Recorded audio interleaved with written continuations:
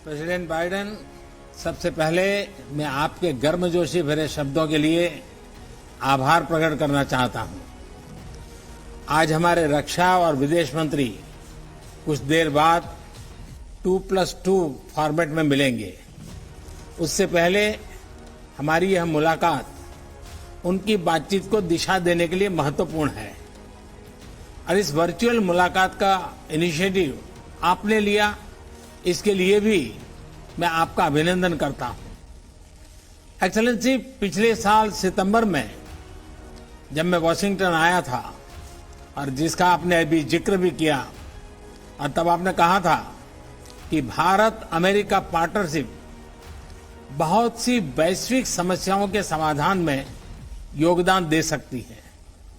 मैं आपकी बात से पूर्णतया सहमत हूं।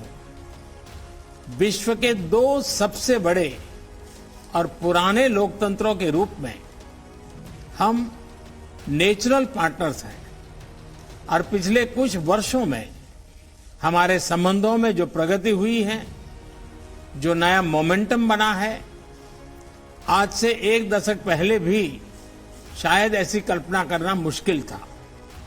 एक्सेलेंसी, आज की हमारी बातचीत ऐसे समय पर हो रही है जब यूक्रेन में स्थिति बहुत चिंताजनक बनी हुई है।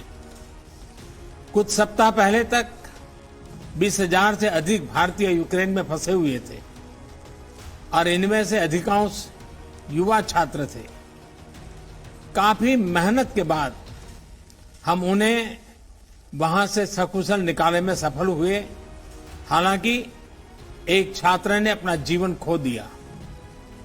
इस पूरे घटनाक्रम के दौरान मैंने यूक्रेन और रूस दोनों के राष्ट्रपतियों से कई बार फोन पर बातचीत की। मैंने न सिर्फ शांति की अपील की, बल्कि मैंने राष्ट्रपति पुतिन को यूक्रेन के राष्ट्रपति के साथ सीधी बातचीत का सुझाव भी रखा। हमारी संसद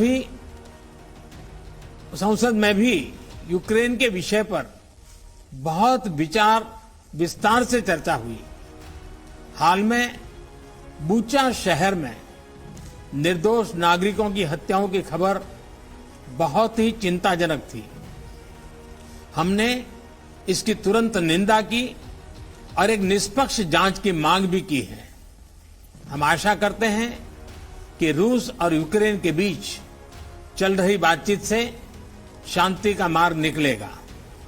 एक्सेलेंसी, हमने यूक्रेन में सिविलियन जनता की सुरक्षा और उनको मानवीय सहायता की निर्बाध आपूर्ति पर भी महत्व दिया है और जिसका अभी आपने प्रारंभ में जिक्र भी किया।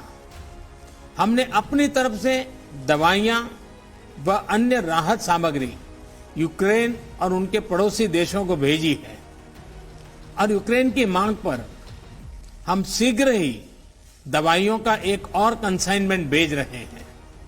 एक्सेलेंसी, आपने अपने कार्यकाल के शुरू में ही एक बहुत महत्वपूर्ण स्लोगन दिया था, डेमोक्रेसी कैन डिलीवर।